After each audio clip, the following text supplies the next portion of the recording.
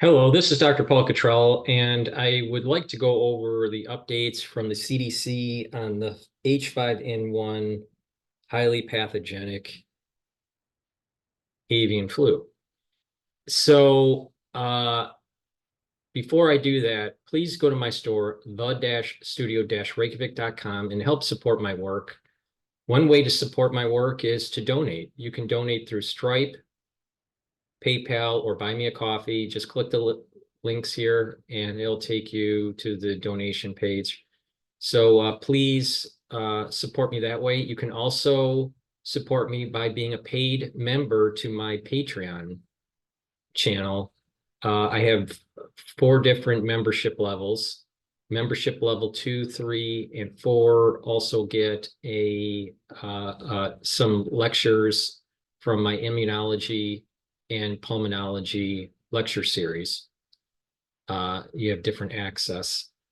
Another way to help support my work is making sure that you subscribe to all my channels. I have 7 channels. I have 4 on YouTube, Brighteon, Bitchute, and Rumble. So please subscribe to all of them. Because I do get strikes on YouTube, it behooves you to actually subscribe to all my channels to make sure that you are getting the latest information. In addition, you can purchase those classes and get PDF files and video lectures to each of those PDF files by purchasing the lecture series for pulmonology for $50. For $50, you get about 22 lectures with PDF files and videos. Once you purchase the module, you'll get a unique password to access those classes. In addition, I also have, for $50, immunology classes. There are 15 lectures that you can look at here. I have just uploaded the hypersensitivity lecture. The next one that will be uploaded soon will be the transplants lecture. So what will happen here is each day, each business day or so, I upload a new lecture. You learn a lot about the way the body works, and in this case, how our immune system works. What's in the module right now is the innate immunity, T cells, B cells, complement, lymph node and spleen, and hypersensitivity. And again, these lectures here will be uploaded in a short while. So please go to the store and purchase the immunology lecture series for $50 or the pulmonology lecture series for $50. In addition, I have lots of different products on my store. I have ebooks that you can purchase. I have 8 ebooks, and dealing with finance, dealing with genomics, dealing with endocrinology. I wrote a book about my perspectives on artificial intelligence. So you can learn a lot. In addition, I have nano silver products, toothpaste, liquids and gels, soaps and lozenges. I also have a probiotic, multivitamins. Some items are sold out, but I'll be getting in stock shortly here.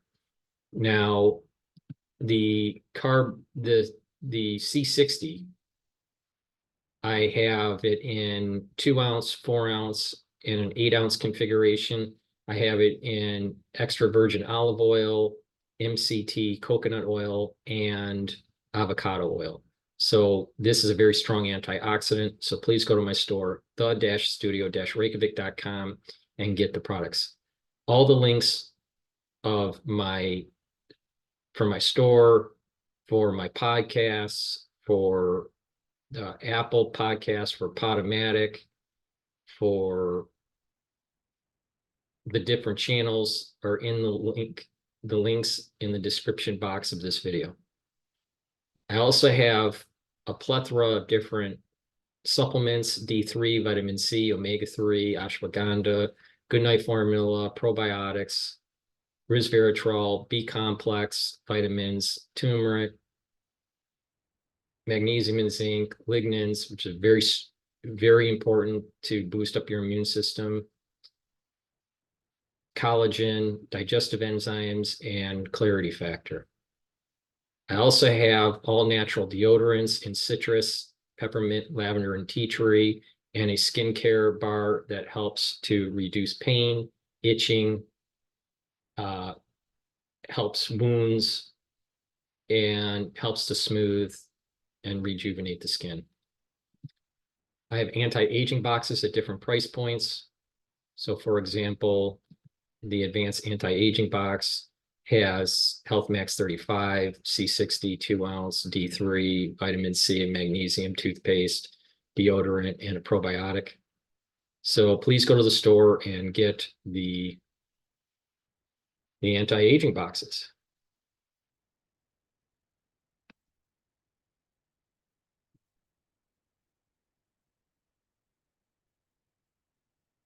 And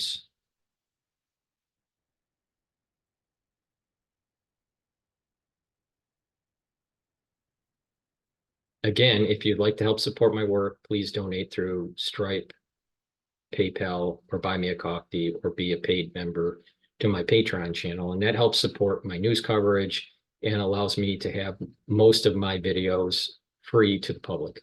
Thank you for your support. Please go to my store, the-studio-reykjavik.com, and get the products that I offer, especially the health products to help boost up your immune system, slow down the aging process, and for you to move towards that your journey of improved health. It is important to mention that my protocol to slow down the aging process and to improve your immune system has some key pillars, and that is neutralize pathogens, bring down free radicals, and bring down inflammation. That's the core. All right. So, and then there are other products that you add to help boost that. So to neutralize pathogens, get the Health Max 35 or the Health Max 14 or the pH balance solution. That will help to neutralize pathogens. In addition, you take a teaspoon of that a day or a tablespoon if you're not feeling well a day, or take 2 a day. For the C60, take a teaspoon of this every day to help to soak up those free radicals. Now, for the protocol for the supplements, the other supplements, D3 will help to do the apoptosis of an infected cell. Omega-3 will help to keep the lipid profile down and help to prevent stickiness of the red blood cells. Ashwagandha will help to keep the glucose levels in your blood in a proper range and reduce inflammation. Turmeric will bring down inflammation as an antioxidant. Lignans will boost up your immune system. It's a powder you take every day. Digestive enzymes helps to break down carbohydrates, proteins, and lipids. It will also help because it is proteolytic. It's going to help to break down glycoproteins, and it also has a fibrinolytic compound, and that basically means that it will help to break down a clot. So those are the core to the protocol to help you get through, especially the problematic era post 2020. So with that said, let's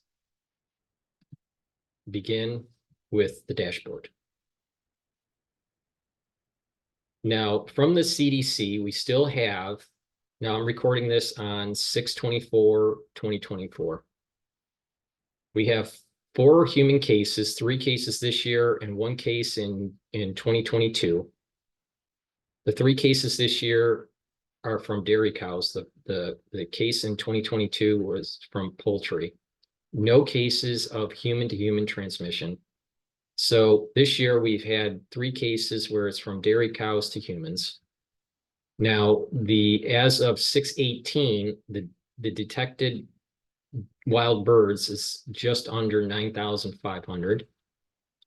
And the affected poultry has gone up as of 6/20, and it's now at 97,127,586. Now, this report basically is saying that there's 1,154 outbreaks on poultry farms, and that the potential number of birds affected are over 97 million. So it is going up, and the chances of this affecting the food supply is increasing. A lot of the new outbreaks are coming from Minnesota. Okay. So, we're talking about, it's interesting that even in Minnesota, North Dakota, there's a clustering that's taking place here. But that's with the wild birds. I'm sorry, with the poultry, not the wild birds, the poultry. So the next area of concern is that there's now 12 states that have dairy cow outbreaks. There's 118 cows that have been detected of having this H5N1, and I've changed the graph here. So we have Texas, Colorado, Wyoming, Idaho, South Dakota, Minnesota, Iowa, Michigan. 1, 2, 3, 4, 5. Wait, 1, 2, 3, 4, 5, 6, 7, 8. There's 8 there. There should be 12. Where's the 12? This graph isn't last 30 days. What's the total outbreak? They changed the graph here, so it's processing. Should say 12. Of course, the CDC takes a long time to process this.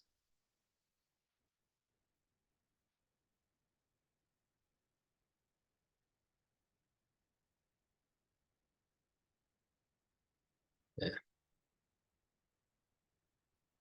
So the latest increase is coming from Colorado, Iowa. Some of it is coming from Minnesota, which is interesting because that's also where the poultry is coming from. Okay, so we have 12 states for total, even though this graph hasn't updated. And we have 118 cow herds affected. The CDC website is a little clunky. They've been updating it, so unfortunately, that's the way it is at this moment in time. But the key here is that the number of birds detected have gone up. The poultry affected or potentially affected has gone up substantially since I've been doing these recordings. And I think the last time I did a recording, it was 93 cows affected. Now it's 118 cows affected. Again, human to human transmission, non-existent. And the transmission from dairy cows to humans, very low. All right. So in terms of, should people be worried about catching H5N1, highly pathogenic avian influenza? No. But if you live on a farm, and you're working with dairy cattle or poultry, your chances of getting it have increased, but it's still low, especially if certain precautions are made. And the transmission from wild birds to dairy cows or wild birds to poultry is relatively stable. I mean, there's not like gigantic outbreaks. You know, there's 1,000, again, there's 1,154 outbreaks. But as I think my last recording, I think it was at 1,149 or 47 or something like that. So, I mean, it's not like gigantic numbers of outbreaks, growing day after day or week after week. But this is a misleading number. This is not the number of birds that actually have been tested positive. These are the number of birds that potentially could be affected by an outbreak on a farm. So that's the problem. Now, there's very low human to human transmission or even animal to human transmission. The big risk is that the government coming in and telling the farms that they have to kill their flock or they have to kill their cattle. Most likely in certain areas, certain states are going to have that protocol. We are hearing that with Australia. So the chances of it affecting the food supply is increasing. I know in New York that it's harder to find certain types of eggs and certain type of milk, especially if you are ordering from Fresh Direct. Now, for people that don't know about Fresh Direct in New York, Fresh Direct basically delivers. So a lot of groceries in New York are purchased online, right? So some online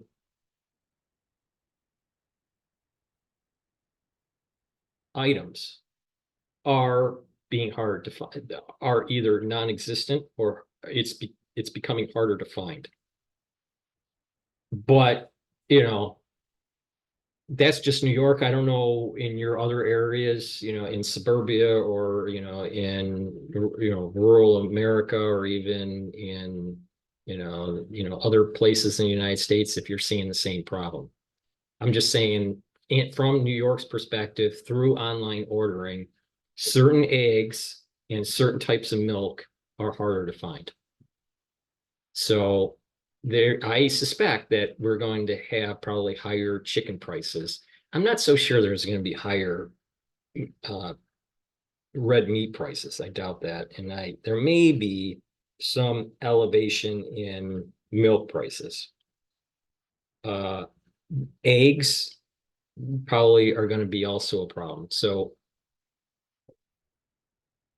if this keeps on increasing, and the government comes in and tells the farmers that they have to kill their flock, then we're going to potentially have a shortage of chicken and eggs in the market for at least, I don't know, the duration of a chicken. I mean, at least for a year, I guess.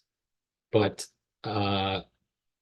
it's starting to become problematic in terms of a food supply issue. In terms of health to humans, I think it's very, very, very low. And in terms of health to livestock, transmission from wild birds to these animals is low, especially with dairy cows. But it's starting to become more elevated risk for poultry. But again, we don't know what all we know is outbreaks on a farm that has a certain number of chickens or turkeys, right? And so we don't know really what the positive cases really are for birds affected on these farms. We can only estimate based on the flock size. So I feel that this is a bit overstated. And the question is really how bad are the flocks? But, people are mentioning on YouTube that there are farms that are concerned about their flocks being killed off. And, and we're already hearing cases of kind of like a biosecurity that's happening for highly pathogenic avian flu H5N1 in Australia. So this may become a problem for livestock, especially chicken in the United States. That's where the concern is. Now, I have mentioned in a previous video that most likely this is a zoonotic thing. All right. It's definitely not supercharged version of H5N1 because the NA protein is not truncated and the replication complex doesn't have the pantheon of mutations that are needed for it to be problematic for humans. That has been created in the laboratory, but this is not what that is. What is out there right now affecting these chickens and cows, wild birds, doesn't seem to be the supercharged version. My concern is that since this outbreak is so close to the 1997 variant from Guangdong, that this is probably zoonosis, but you can release something that's supercharged into the wild at different stages, different supercharged mutations levels that make it seem as though it has been naturally mutated in the wild. So there are different supercharged versions in the laboratory. There's the 1997 variant of H5N1, and then subsequent different mutation versions. Well, you can take an early mutational version that is not that far off from the original 1997, right? That has a little bit more infectivity and release it out. But for it to really be problematic for humans, it has to have some supercharged capability. And you would have to release multiple times to make it seem as though a zoonotic event just mutated itself into superchargedness. Okay, we would have to see it build up, in some sort of continuous way. So the chances of it happening is low for some sort of supercharged release from the laboratory. But it can happen.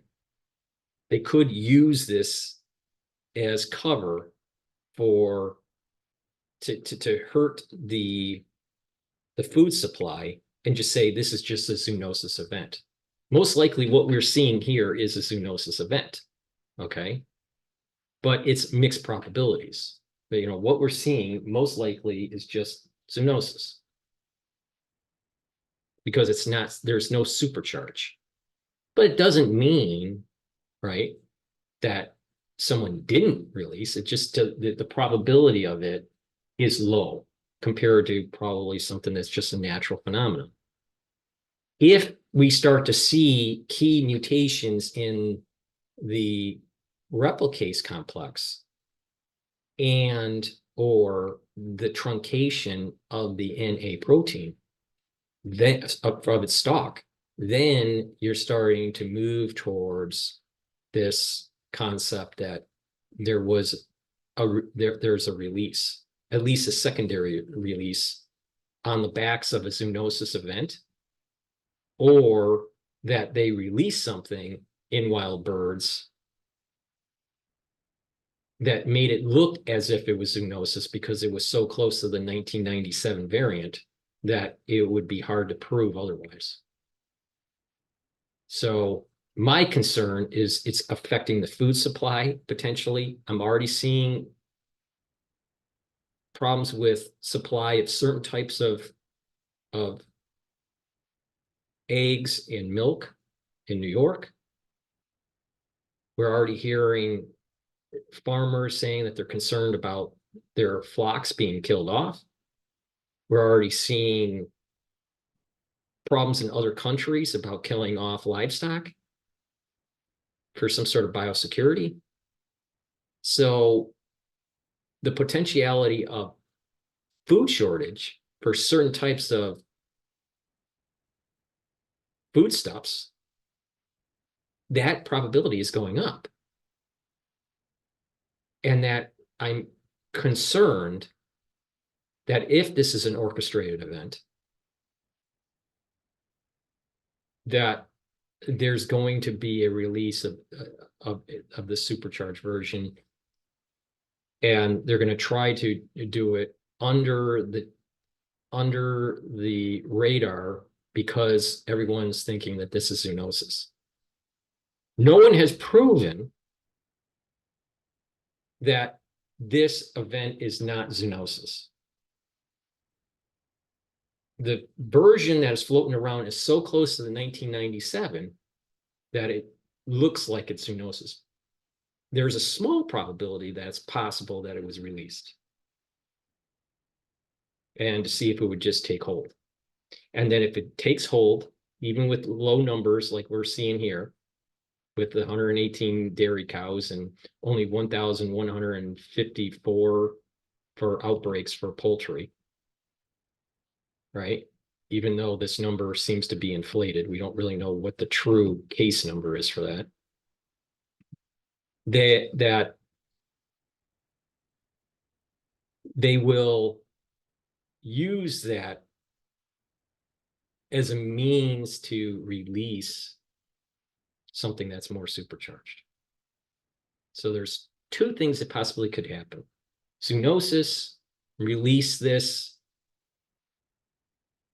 under the disguise of zoonosis that's supercharged, release something that's supercharged, or it's zoonosis and this thing's just going to die out, or they release this that has a very close lineage to 1997 H5N1, with the understanding that this is going to be a 2 or 3 phase process, and that a supercharged one would be released and hurt the livestock and potentially get into the human population with human to human transmission. If the supercharged version is released, human to human transmission is going to take place.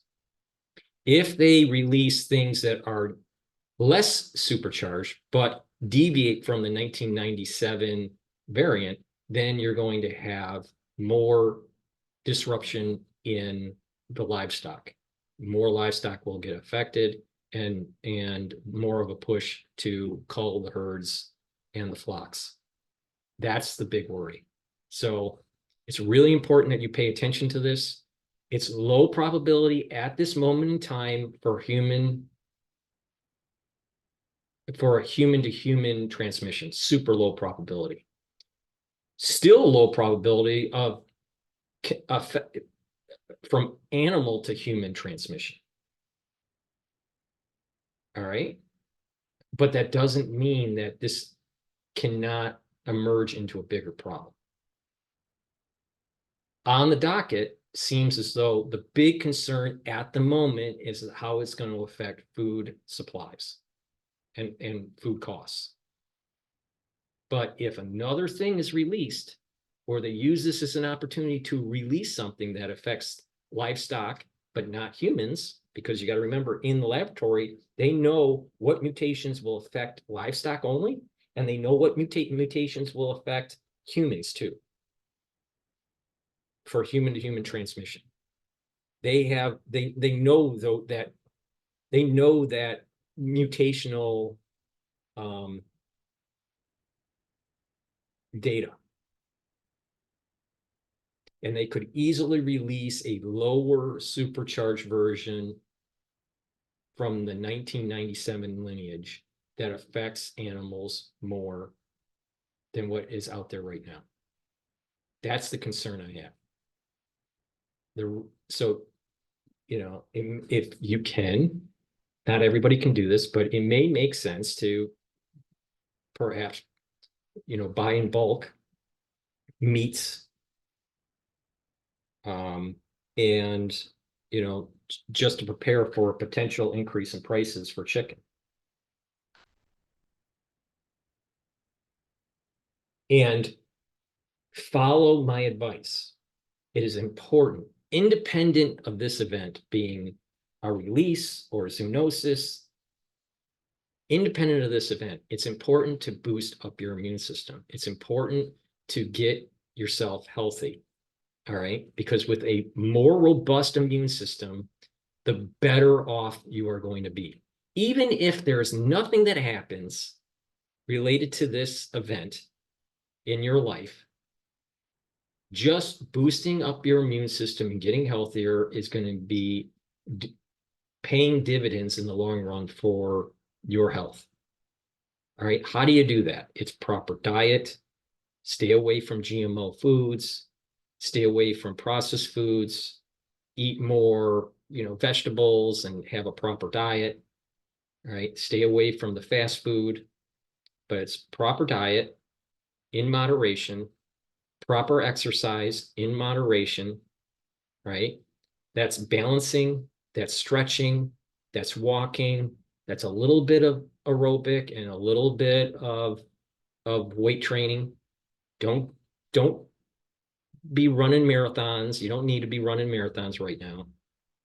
And just, you know, low intensity exercise regularly. Balancing is really important, and stretching, especially, you know, activating that cerebellum. Learning new things, reading and writing, and staying away from vitriol, staying away from toxic, you know, social media. Be positive. Become a little bit more spiritual or meditative. You don't have to be religious, but meditative or spiritual, depending on your religion. But a little bit of that spirituality or meditation will help with health. And in addition, it's about proper supplementation. And like I was saying, it's important to follow the protocol. That protocol is structural nanosilver liquids and gels. Take a teaspoon of the structural nanosilver liquid every day to neutralize pathogens and to help to boost up your immune system. If you're not feeling well, take a tablespoon or two a day. Take C60 regularly. C60, what it will do is soak up those free radicals. By soaking up those free radicals, you're going to have less cellular stress. You're going to have more energy because your mitochondria are going to be healthier. And in addition, because your mitochondria, there are a lot of mitochondria in your neurons, you're actually going to have better neural health. In addition, take D3 to help get rid of cells that need to go into apoptosis. Omega-3 will help to keep the red blood cells from sticking together and will improve your lipid profile. Digestive enzymes will be proteolytic to get rid of glycoproteins. And also, my digestive enzyme complex can help to break down clots because they're fibrinolytic. The turmeric will bring down an inflammatory response, bringing down those pro-inflammatory cytokines, and also it's an antioxidant.